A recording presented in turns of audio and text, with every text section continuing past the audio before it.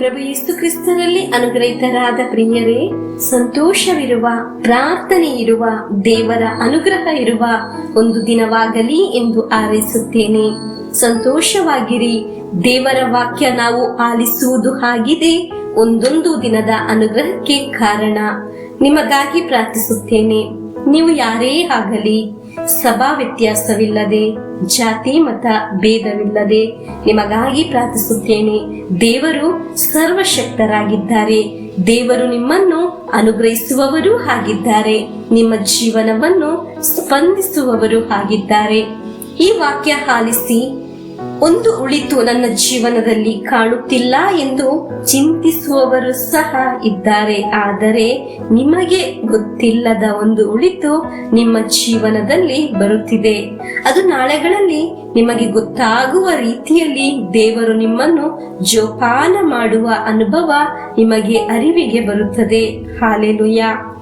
ಪ್ರಿಯರೇ, ನಮಗೆ ಒಟ್ಟಿಗೆ ಪ್ರಾರ್ಥಿಸೋಣ. ಪ್ರಭುವೇ, ಈ ವಾಕ್ಯ ಆಲಿಸುವ ಒಂದೊಂದು ಕುಟುಂಬಕ್ಕಾಗಿ, ವ್ಯಕ್ತಿಗಾಗಿ ಪ್ರಾರ್ಥಿಸುತ್ತೇನೆ. ಈ ವಾಕ್ಯ ಮೊಳಗುವ ಒಂದೊಂದು ಭವನವು ಆ ವಾಕ್ಯದೊಂದಿಗೆ ಅನುಗ್ರಹಿತರಾಗಲಿ ಎಂದು ಪ್ರಾರ್ಥಿಸುತ್ತೇನೆ. ದೇವರು ನಿಮ್ಮನ್ನು ಸಮೃದ್ಧಿಯಾಗಿ ಅನುಗ್ರಹಿಸಲಿ. ಹಾಲೆಲೂಯಾ.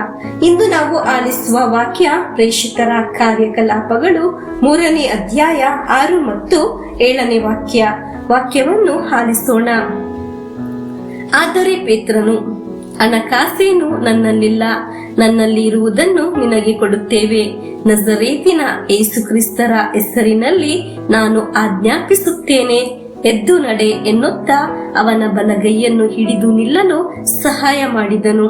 ಆ ಕ್ಷಣವೇ ಕುಂಟನ ಅಂಗಾಲು ಮುಂಗಾಲುಗಳು ಬಲಗೊಂಡವು. ಪ್ರಿಯರೇ, ಈ ವಾಕ್ಯದಲ್ಲಿ ನಾವು ಆಲಿಸಿದೆವು ಹುಟ್ಟು ಕುಂಟ.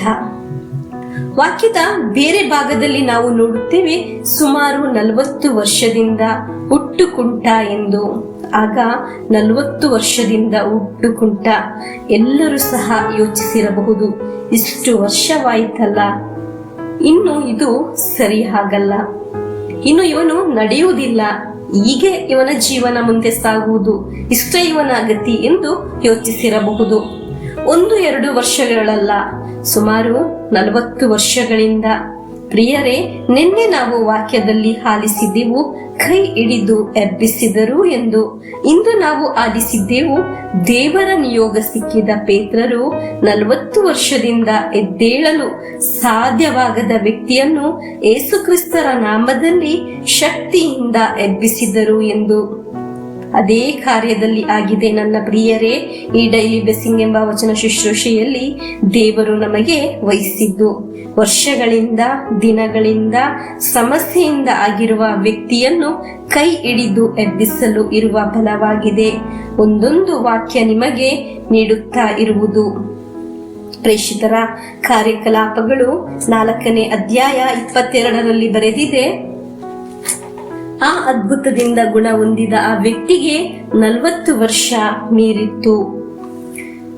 ಈ ವ್ಯಕ್ತಿ ಹೇಗೆ ಸೌಖ್ಯವಾದನು ಎಂದು ನಾವು ವಾಕ್ಯದಲ್ಲಿ ನೋಡಿದ್ದೆವು. ಆಗ ಆ ವ್ಯಕ್ತಿ ಇಷ್ಟು ವರ್ಷ ಅನುಭವಿಸಿದ ನೋವನ್ನು ನಮಗೆ ಅರ್ಥ ಮಾಡಿಕೊಳ್ಳಲು ಸಾಧ್ಯವಾಗುತ್ತದೆ. ಯಾರಾದರೂ ಅವನನ್ನು ರೋಡಿನ ಬದಿಯಲ್ಲಿ ಎತ್ತುಕೊಂಡು ಹೋಗಿ ಮಲಗಿಸುತ್ತಾರೆ. ಆಮೇಲೆ ಆ ವ್ಯಕ್ತಿ ಭಿಕ್ಷೆಯನ್ನು ಯಾಚಿಸುತ್ತಾನೆ. ಆ ಅವಸ್ಥೆಯಿಂದ ಆಗಿದೆ. ಈಗ ಅದು ಅದ್ಭುತಕರವಾದ ಬದಲಾವಣೆ ಬಂದಿದ್ದು ಯೇಸು ಕ್ರಿಸ್ತರ ದೇವರ ಶಕ್ತಿಯಿಂದ.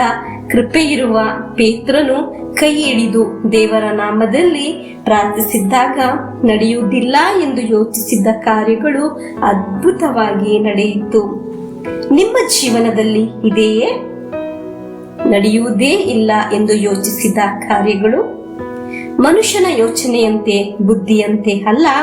ದೇವರು ಯೋಚನೆಯು, ಬುದ್ಧಿಯು ದೇವರ ವಾಕ್ಯವಾಗಿದೆ. ನಿಮ್ಮನ್ನು ಮುಟ್ಟುವುದು ಅದು ನಿಮಗೆ ಶಕ್ತಿಯು, ಬಲವು, ಆರೋಗ್ಯವನ್ನು ನೀಡುತ್ತದೆ. ಹಾಲೆಲೂಯಾ. ಹೆಜ್ಜೆ ಇಟ್ಟು ನಡೆಯುವ ಬಲವಲ್ಲ, ಬದಲಾಗಿ ನೆಗೆದು ಜಿಗಿದು ನಡೆಯುವ ಬಲವನ್ನು ನೀಡುತ್ತದೆ. ಒಂದೊಂದು ದಿನ ಆಲಿಸುವ ವಾಕ್ಯ ನಿಮ್ಮನ್ನು ಕೈ ಹಿಡಿದು ಎಬ್ಬಿಸುತ್ತದೆ. ಹಾಲೆಲೂಯಾ. ಅನೇಕರು ಹೇಳಿದ್ದಾರೆ, ಒಂದೊಂದು ದಿನ ಈ ವಾಕ್ಯವನ್ನು ಕಳಿಸಿಕೊಡಲು ಮರೆತು ಹೋದರೆ ಕಾಲ್ ಮಾಡಿ ಕೇಳುತ್ತಾರೆ, ಯಾಕೆ ವಾಕ್ಯವನ್ನು ಕಳಿಸಿಲ್ಲ ಎಂದು. ವಾಕ್ಯ ಆಲಿಸುವುದು ಆಗಿದೆ ಅವರ ಮನಸ್ಸಿಗೆ ಒಂದು ಬಲ. ಅದನ್ನು ಕಳಿಸಿಕೊಡಲು ಮರೆಯಬೇಡಿ ಎಂದು ಜಾತಿ ಮತ ವ್ಯತ್ಯಾಸ ಇಲ್ಲದೆ ಅನೇಕರು ಹೇಳಿದ ಕಾರ್ಯವಾಗಿದೆ ಇದು. ಪ್ರಿಯರೇ, ಈ ವಾಕ್ಯವನ್ನು ನಮ್ಮ ಜೀವನದಲ್ಲಿ ಪೇತ್ರರು ಕೈ ಹಿಡಿದು ಎಬ್ಬಿಸಿದ ಅನುಭವ ಉಂಟು ಮಾಡುತ್ತದೆ. ಹಾಲೆಲೂಯಾ. ನಿಮ್ಮ ಜೀವನದಲ್ಲಿ ಅನುಗ್ರಹ ಉಂಟಾಗಲಿ. ಪ್ರಿಯರೇ, ನೀವು ಕಳಿಸಿಕೊಡುವ ವಾಕ್ಯ ಸ್ವಂತವಾಗಿ ಹುಡುಕಲು, ಸರ್ಚ್ ಮಾಡಿ ತೆಗೆಯಲು ಸಾಧ್ಯವಿಲ್ಲದವರಿಗೆ ಬಹಳ ಉಪಕಾರವಾಗುತ್ತದೆ. ನೀವು ಕಳಿಸಿಕೊಡುವಾಗ ಆಗಿರುತ್ತದೆ ಅವರಿಗೆ ಅದನ್ನು ಕೇಳಲು ಸಾಧ್ಯವಾಗುವುದು. ಪ್ರಿಯರೇ, ನಮಗೆ ಪ್ರಾರ್ಥಿಸೋಣ. ಪ್ರಭು ಯೇಸುವಿನ ಆಶೀರ್ವಾದವನ್ನು ಸ್ವೀಕರಿಸೋಣ. ಪ್ರಭುವೇ, 40 ವರ್ಷದಿಂದ ಕುಗ್ಗಿದ ವ್ಯಕ್ತಿಯನ್ನು ಪೇತ್ರರು ಕೈ ಹಿಡಿದು ಎಬ್ಬಿಸಿದ ಹಾಗೆ ವರ್ಷಗಳಿಂದ ಈ ಸಮಸ್ಯೆಯಿಂದ ಆಗಿರುವ, ಈ ರೋಗದ ಅವಸ್ಥೆಯಿಂದ ಆಗಿರುವ, ಕುಗ್ಗಿದ ಅವಸ್ಥೆಯಲ್ಲಿ ಆಗಿರುವ ನಾವು ಈ ವಾಕ್ಯದಿಂದ ಅನುಗ್ರಹಿಸಲ್ಪಡಲಿ. ಪ್ರಿಯರೇ, ನಿಮ್ಮ ಜೀವನವನ್ನು ದೇವರು ಅದ್ಭುತವಾಗಿ ಎಬ್ಬಿಸುತ್ತಾರೆ. ಹಾಲೆಲೂಯಾ. ನಮಗೆ ಯೇಸುವಿನ ಆಶೀರ್ವಾದವನ್ನು ಸ್ವೀಕರಿಸೋಣ. ಇದು ಒಂದು 10 ಜನಕ್ಕೆ ಆದರೂ ನಾವು ಕಳಿಸಿಕೊಡೋಣ. ಶುಭ ಸಂದೇಶ ಪ್ರಚಾರಕರಾಗೋಣ. ಹಾಲೆಲೂಯಾ. ನಮ್ಮ ಪ್ರಭು ಯೇಸು ಕ್ರಿಸ್ತರ ವರಪ್ರಸಾದವು, ದೇವರ ಪ್ರೀತಿಯು, ಪವಿತ್ರಾತ್ಮರ ಅನ್ಯೋನ್ಯತೆಯು ನಮ್ಮೊಡನೆ ಇರಲಿ. ರೋಗಗಳಿಂದ, ಅಪಘಾತದಿಂದ, ದುರ್ಮರಣದಿಂದ, ಅಗಾಲಿದ ಮರಣದಿಂದ, ಅಸೂಯೆಯಿಂದ, ಮೋಸೆ ವಂದನೆಯಿಂದೆಲ್ಲ ದೇವರು ನಮ್ಮನ್ನು ಸಂರಕ್ಷಿಸಲಿ. ಹಾಲೆಲೂಯಾ. ಆಮೆನ್.